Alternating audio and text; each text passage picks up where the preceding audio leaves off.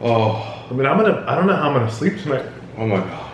So, are you sure that their other ones are more? Yeah. Okay. Oh my It's God. really, it's like a different, it's almost like a... It's like a deep burn. Yeah. Oh. This is the worst thing we've ever been. This video may not get cut. Like this, how bad this is. Oh. Well, it's up to you, I guess.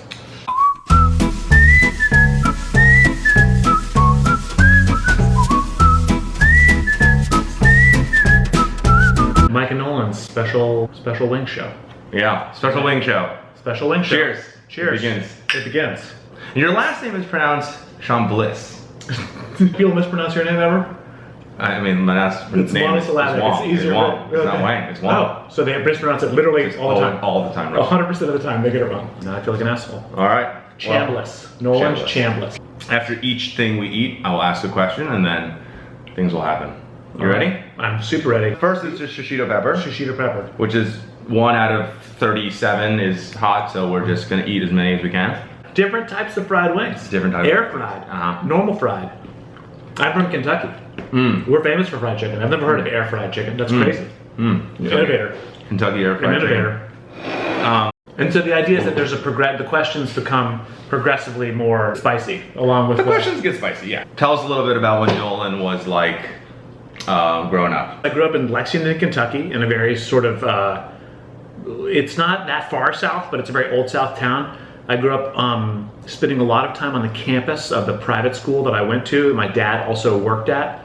So he was the head of this private school and I was the headmaster's son. It's a little bit like, I don't know, everybody kind of like, it's like a little bit like being like the pastor's kid. Everybody knows who you are. And I was pretty nerdy. I was like a video games person, like, and like indoor kid. I was not cool at all. I was very awkward. And then as I got to high school, I started to become a little more of a hippie.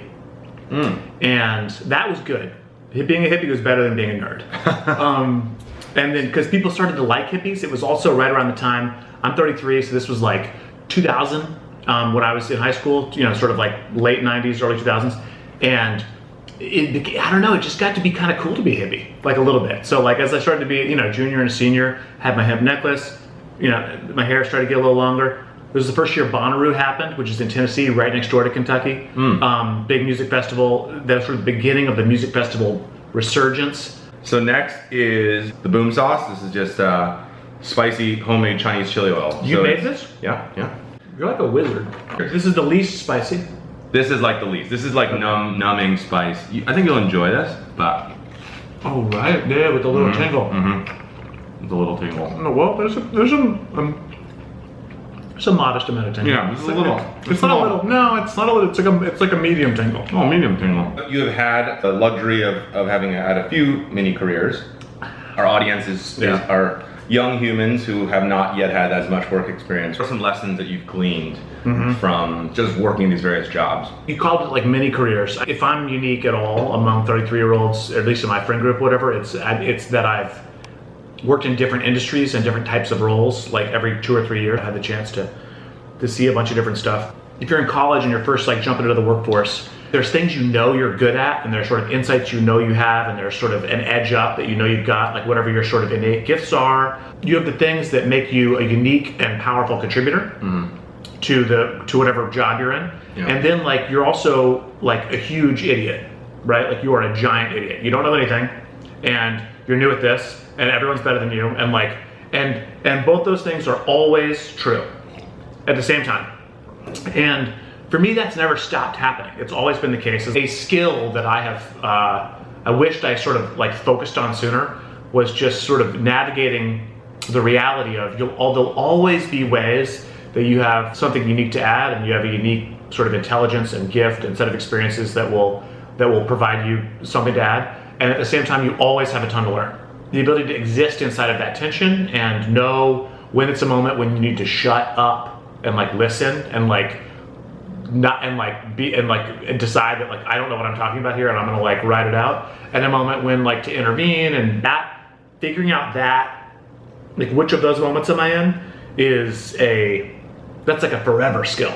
That's like a forever magic trick to try and learn. How did you learn, like what are some stories that you might have had that these lessons sort of became more concrete or became illuminated to That's you? interesting.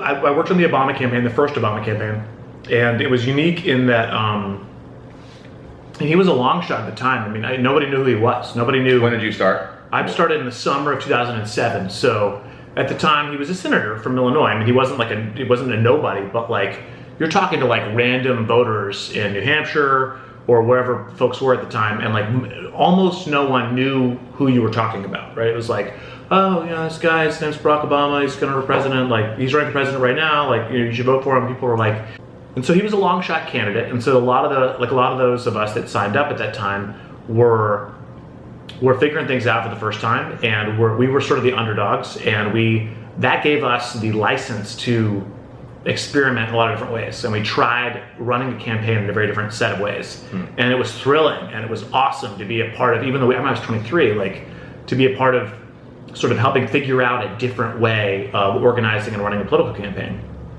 And that was awesome. And then we won the primary, and it came time to be in the general election, and that's when like all of the other Democratic operatives and all the other Democrats sort of consolidate behind your guy. Okay, we won, great.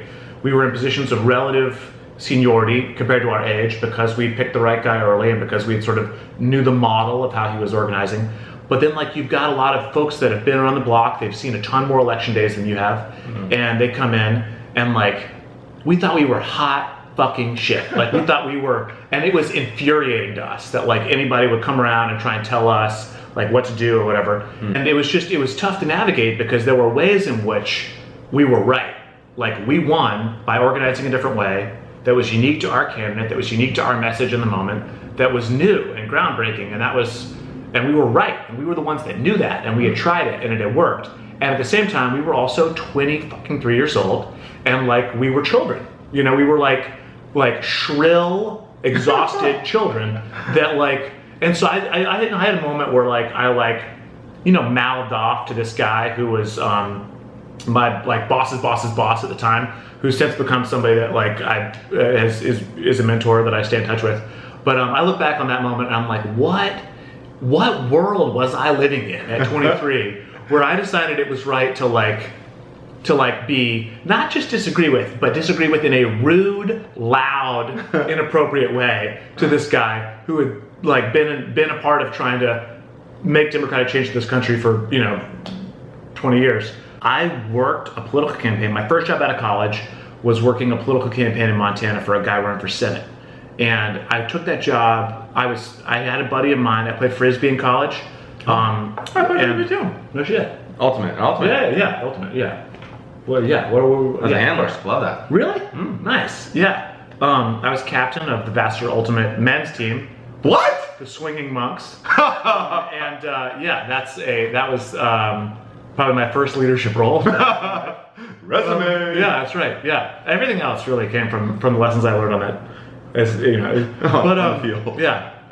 But this dude who played Frisbee 2 years, he was 2 years ahead of me, and he was a good friend through the Frisbee team, and he had worked a Senate race in 2004 when he graduated, and he said, look man, like, you're into making the world a better place or whatever, and I wasn't political growing up at all. I didn't vote in college actually. I was sort of like, my first election was 2004, Bush, Kerry, and I was just, I don't know. It was like the first chance I had to vote, and I don't know.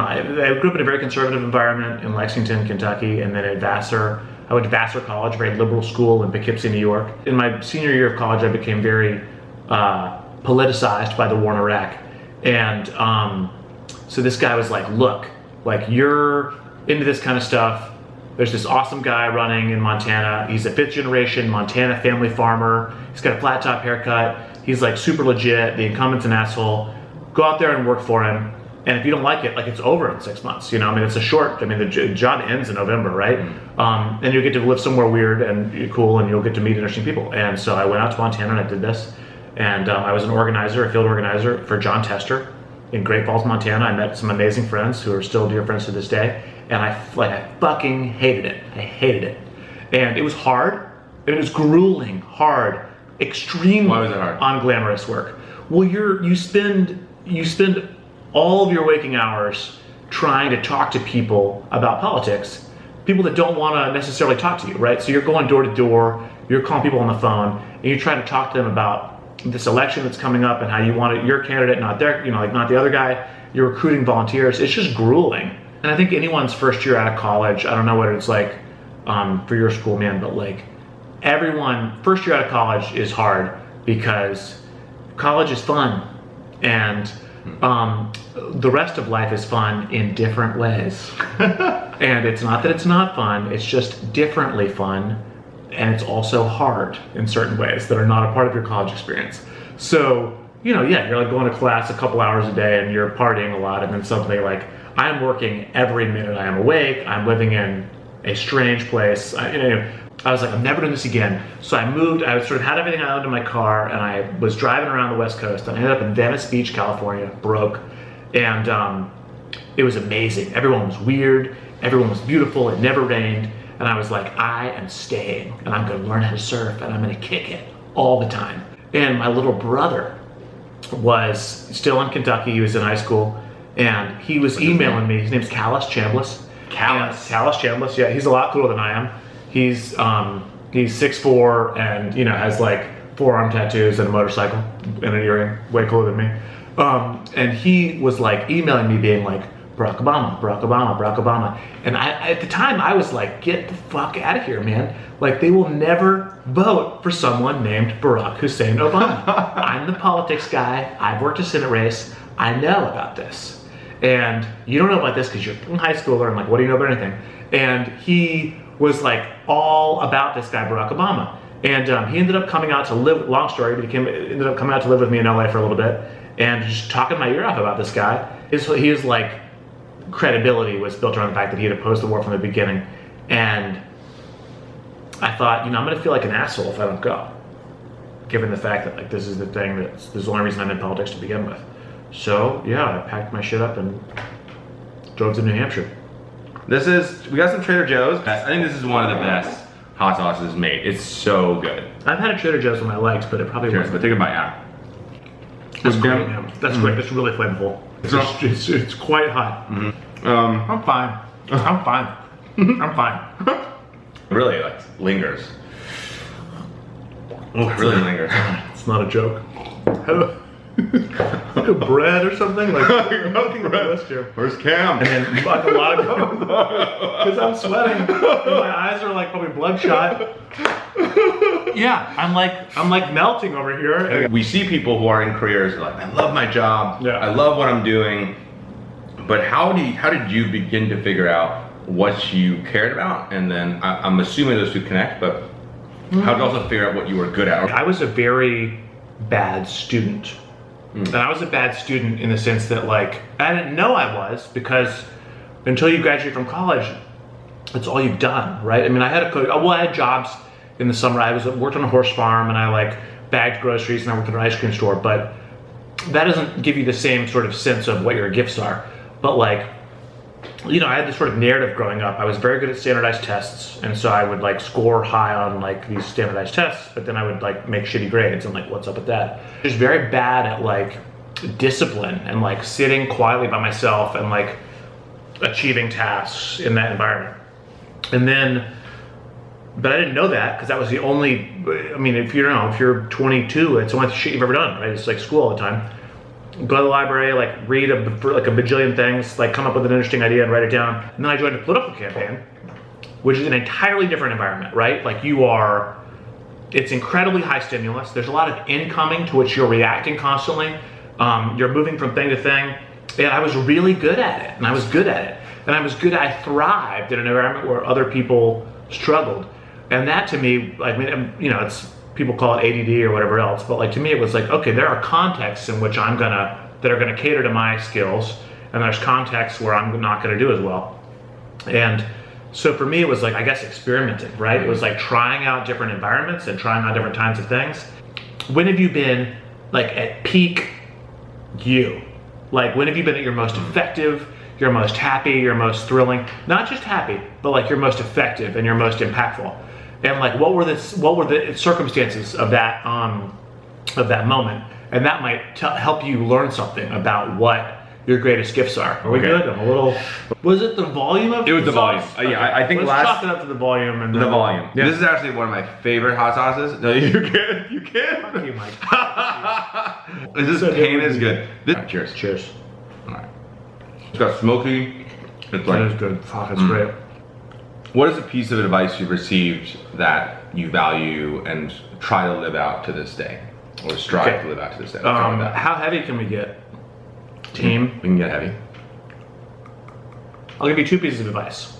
One, best piece of advice I ever got from my dad. My dad was a teacher, and when I was about to go off to summer, I'd been at the summer camp for years, so I'd been a camper, but I was going to go be a counselor at the summer camp. And I thought I was kind of like, oh, it's going to be just like being a camper. It's going to be fun. Of course, it's like work. You're on the clock. You're trying to take care of kids. And my dad was a teacher, and he had an instinct that I was kind of didn't quite know what I was getting into. He said, the ones that are the hardest to love are the ones that need loving the most. That was like, it's like, I think it's rare also to have somebody articulate a bit of wisdom in as concise a way, but it was powerful because it was true. Like, these are kids, they're coming through this summer camp, they're coming from all different contexts, and you don't know their stories and you don't know what's going on with them. Almost invariably, the ones that are doing the worst, that are the hardest to manage, are the ones that are going through some shit and are the most in need of your love and your mentorship and your kindness. The other piece of advice I got from a mentor in my professional life that was super, super, super awesome. Politics, it's a combat, right? It's like a very fighty. You're mad about shit, right? Like, you've got people you're trying to take care of and the causes you care about, and there's an opponent that believes different things, that is wrong and an asshole, and if they win, bad shit is gonna happen to good people, and you need to beat them. And how fucked up is it that they have these values and da-da-da-da-da. That can be thrilling, that can be exciting. Politics can feel very life or death. It's like, oh, if we pass this bill, more people will have healthcare and live, So, but this mentor said, you think you want justice, but what you really want is grace. What he meant by that was, you get this sort of righteous indignation about the people that feel differently than you about things, and you want to punish them. And that's justice, right? Justice for them, justice for these people that have, done bad or whatever. But you don't imagine a world where everything was perfectly just. That would mean justice for you too. That would mean justice for all the ways that you fucked up and all the things you've done wrong. And you don't want that really. What you want is grace. What you want is mercy. You want forgiveness. And you want forgiveness for yourself, for the ways that you fucked up and the ways that you haven't been good enough. And so what you should want for the people that you disagree with and you're frustrated with is forgiveness as well. Some wisdom right there. Yeah. Is that too heavy for the chicken wings? So I'm already getting some of the burpee burps. Mentorship is often something that people talk about. But it's hard. It's more like an art in some ways than a science. What is your advice to someone who's maybe trying to find a mentor? Okay, I have a very specific piece of advice. You will be drawn to someone. There is someone that you will see in the world, in your network or whatever else, that you identify with or whatever, right? You are drawn to somebody. And you don't have to have the words to understand what it is about that person that you connect to or whatever else, but trust that instinct. Trust the instinct that you have that this is somebody from whom I have something to learn, and then pursue it. Basically describing love at first sight in some ways. Kind of, yeah. It's some kind of chemistry. Sort of so then, what next? Pursue it, and then ask. And that's the biggest thing. Just ask. People find mentorship rewarding. People find mentoring people rewarding, particularly if you are pursuing their mentorship for a reason, and you can tell them why, or you can at least try to make it clear to them that I just think this way that you do this thing, or this way I saw this, was really striking or compelling to me, and I'm very curious about it. If you can find a way to communicate that to them, it's much more likely that they will that they'll be interested in making time for you, because it's probably the case that that thing that you've noticed about them is unique to them.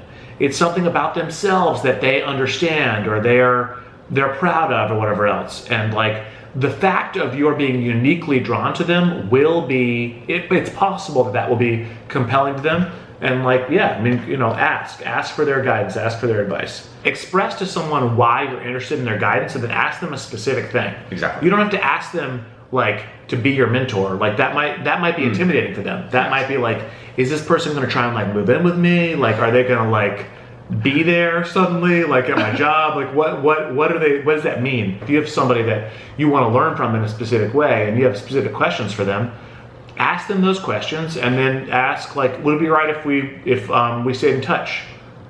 And every once in a while I asked you for guidance. And like that is like, that's manageable, right? That's a manageable request for somebody that's presumably busy at least a little bit. How are you overall with spicy food? I would say that I am, I mean, probably good, not great. You know? Good, not great. It's like the reverse of that Good to Great book. You're like, good, not good great. Only. Good only. Good, never great. Good, never great. The next portion of these questions are pulled from your Instagram handle. Just explain a little bit what was happening or just what was important to you at the moment. Pain 100. This is, I will say, is the... It's called Pain. This is gonna be one of the tougher ones. Wait, why is it? It's just... There's two more after. I know. You can't do that. I'm not doing it. Okay. Cheers. I'll eat the whole thing. I'll eat the whole thing. Cheers. Cheers. I wish I should eat the whole thing now. That's tasty. Oh, God, it's really warm, man. It's like hot, you know? It's like very hot. It's like a slow. It wasn't at first, and then it was later. Wow. I feel so bad, you know? I feel like really bad. I don't remember where I was. I mean, I remember I was in my living room in DC when this happened, but I remember feeling very adult because I had coasters. A friend of mine had moved to Africa and been very generous in gifting me many of her household items, and these coasters were, I mean, coasters are such an adult thing, you know? I mean, God, that is like some grown-up shit, right? Like, coasters? Get out of here. Bullet Bourbon. So I grew up next door to a guy named Tom Bullitt who founded Bullet Bourbon and made bourbon. And he founded this like during my childhood. And the way bourbon works is, you know, you pour a bunch of stuff into a barrel and you leave it there for a long time. So there wasn't like, we knew he was doing this, but I didn't see any of the bourbon during my childhood, at any point during my childhood. And I looked up in DC in 2000, whenever it was, 8 or 9, and was like, oh my God, Bullet Bourbon is everywhere. And they made the Bullet 10-year, so smooth, one of my top 3 favorite bourbons, easily. How'd you get up this close? What was going down? This is such good seats. This is the inauguration. The second one, though. It's the 2012. What's happening? Well, this is the staff ball. And I wasn't on the staff, but you know, I knew enough folks that were, and they had extra tickets for flying around, and so I got invited. It wasn't as memorable as the first one. What was the first one like? Well, I mean, the re-elect, he had already been the president for 4 years, you know, and we'd sort of run up against a lot of the, like, I mean, it was hard. It's hard. It's hard to get shit done. And back in 2008, I mean, for all of us, we were children, right? We were 23 or younger in many cases, and we had Bush as president for 8 years. So the idea of like a president that was like fighting for our values to try to get stuff done for us was like a distant memory. I mean, the first staff ball was, there are videos of the Obama speech from the first staff ball, 2009. Yeah. And then he gave a speech that was incredibly poignant because, you know, it was sort of candid, it was off the cuff, and it was delivered to us. It was delivered, the audience was truly his staff, not like the public at large. It's him telling a bunch of earnest young people to accomplish something that felt impossible, to stay hungry and stay, no, not foolish, to stay optimistic about what was possible, and to believe in themselves, to continue to believe in themselves. And it was really powerful. Yeah! This is probably the most likes I've ever gotten on Instagram in my life. You know? This has all the elements of a great Instagram post, right? I'm impressed so many ways. You're doing pretty good. On Instagram in general, or? He's eating sour cream. Straight. It's cooling in my mouth though. Holy shit. You just put it in your mouth? You're just putting sour cream in your mouth? That was a bad one. This is 2016, Ohio. My 3 best friends and I are getting ready to go knock doors for Hillary Clinton. The field is when you're talking to voters directly and you're organizing volunteers who are talking to voters. It's the infantry of a political campaign. It's grueling work, it's monotonous, it's unglamorous, and it's like democracy. It's real, honest to God democracy, right? It's you're out there recruiting people to talk to their neighbors about which candidate they think they ought to vote for. Like that is like rubber meets the road democracy. And so a thing about working in the field is you spend a lot of time before the election trying to persuade people who to vote for, blah, blah, blah, blah. But the most impactful your job will ever be is on election day. Because what the field campaign is the most effective at is taking all of the people, and there are so many of them, taking all of the people who will probably vote for your candidate if they remember to vote. And there are so many of these people. And so the field campaign builds a volunteer army slowly over the course of the election. It grows it bigger and bigger and bigger, and it becomes more trained and more disciplined and more effective at going door to door and sort of doing voter outreach. And then all of which builds up to the last 4 days of the election, which is called Get Out the Vote, or GOTV. And during GOTV, that's like an all hands on deck moment, right? The comms people don't really matter anymore. The fundraising people don't matter anymore. Nobody matters but field during the last 4 days. And during those 4 days, it's all about, can we convince all of these people to remember to actually go and vote? And that's also a thing that happens during GOTV, is like people that used to work other campaigns show up, right? So it's like folks that have normal jobs or whatever else, but it's like sort of this tradition that it's like no matter where you are in the world, if you used to work a political campaign, you will go back and find somewhere to be during GOTV.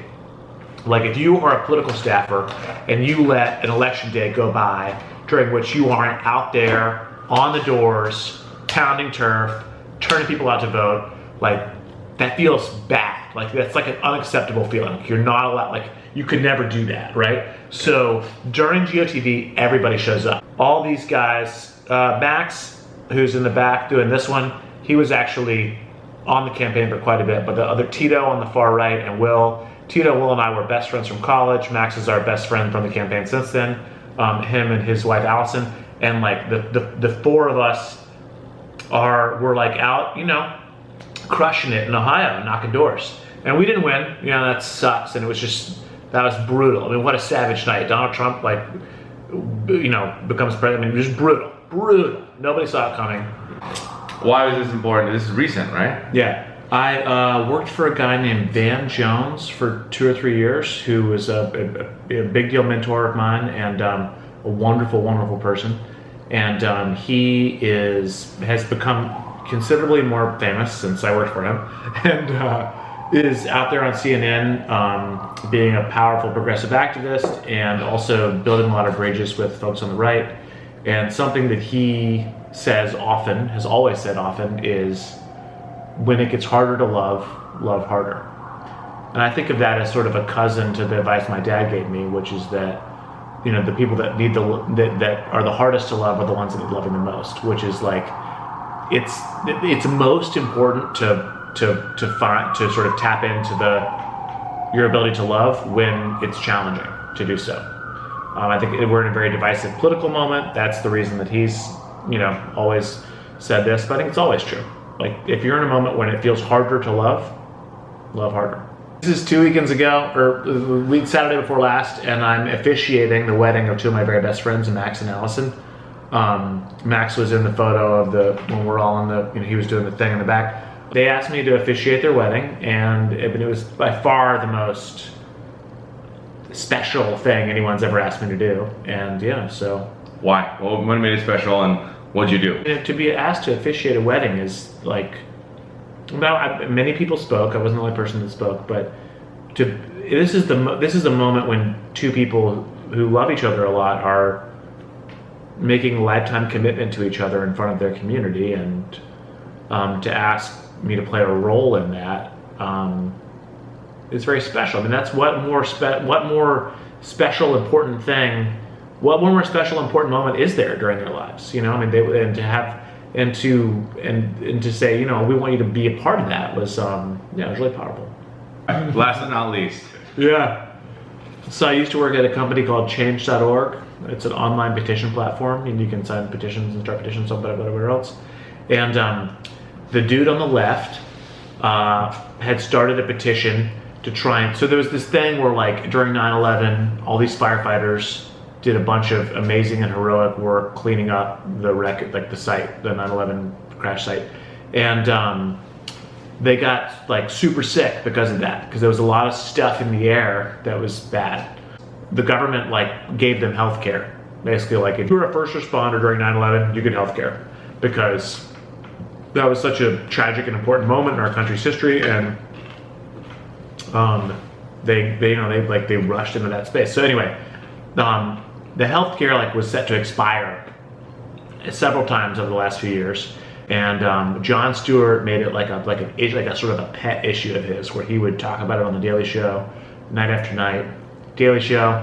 It was like a comedy show on Comedy Central, but it was about the news. Google it. He Google it. So this is them delivering the signatures from the petition to members of Congress that were unwilling to reauthorize the health care. And the guy in the middle is a guy named Poulin Modi, who's a good friend of mine. Nice.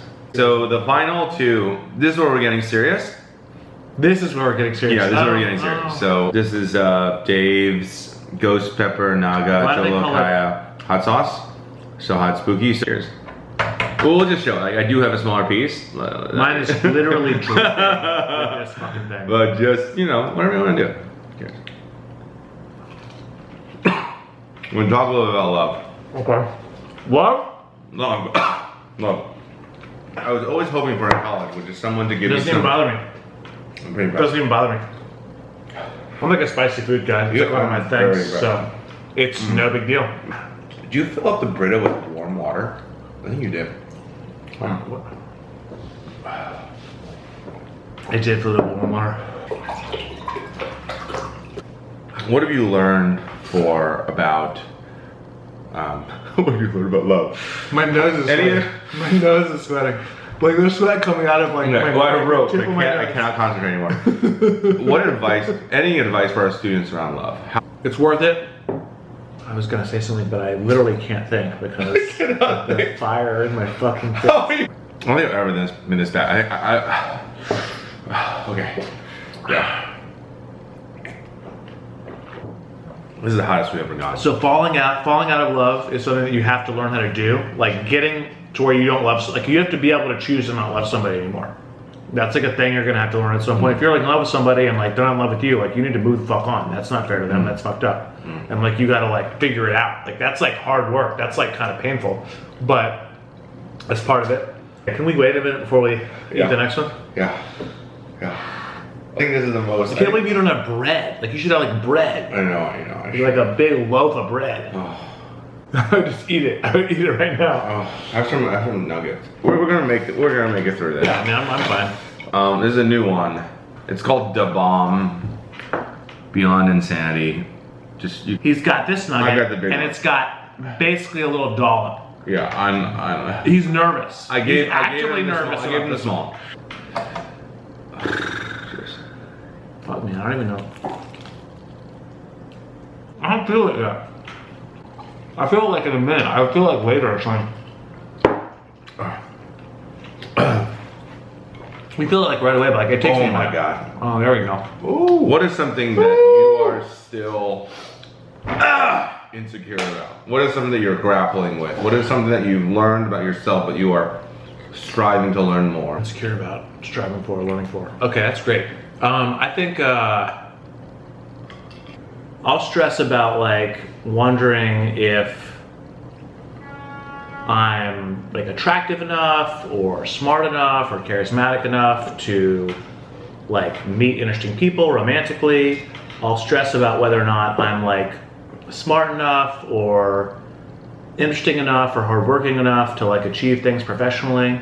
I'm very extroverted and I'm very social, and I care about I get a lot from my community and my friends, and like I spent 6 years in DC, 7 years I guess, and around a lot of folks I knew very, very, very well, and I didn't love DC. I didn't love it, but I love that community so much. And moving out to San Francisco, I knew a lot of people out here, but I didn't have the same intimacy of community, and like it was hard. And I worry about how reliant I am on my community, and how reliant I am on being around a network of friends that I have very intimate relationships with. Because like moving to San Francisco was hard, and yet I know lots of people here that I like a lot and that like me. But like, even then, still the move was hard. Oh my God. This is the worst thing. I've done it like 10 times.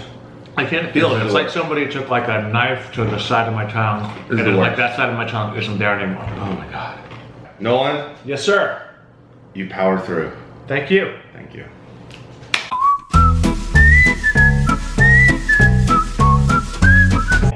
If we're gonna let's get him on. Yeah, there we go. Needs to go inside. Yeah, can't, because he's gonna knock the camera off. Okay. Mike Wang, what a guy. What a guy. He has 2 different ways of frying chicken. Homemade chicken. Homemade breaded chicken in its own apartment. There's like the normal with the oil, and then there's the air. What is that? It's a whole different machine. It's in a different part of the kitchen.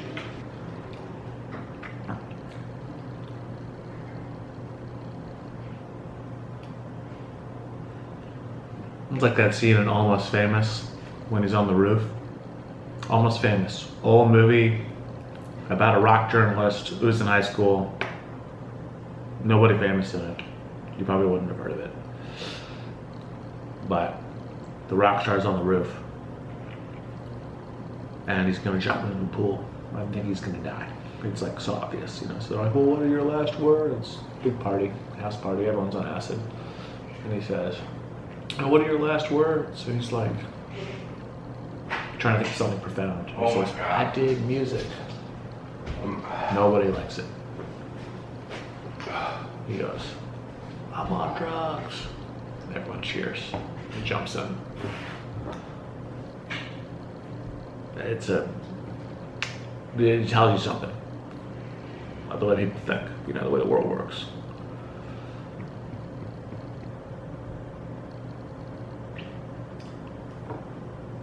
Great movie. Almost Famous. My favorite movie. Easily my favorite movie.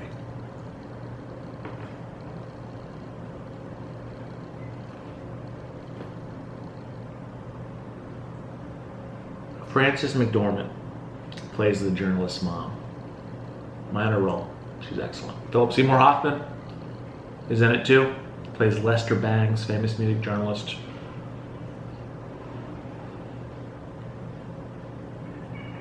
There's famous people in there. Jason Lee plays the lead singer in the band. He was in Mallrats. There's no fucking chance any of you have seen Mallrats. Different time. Filmed for a different time.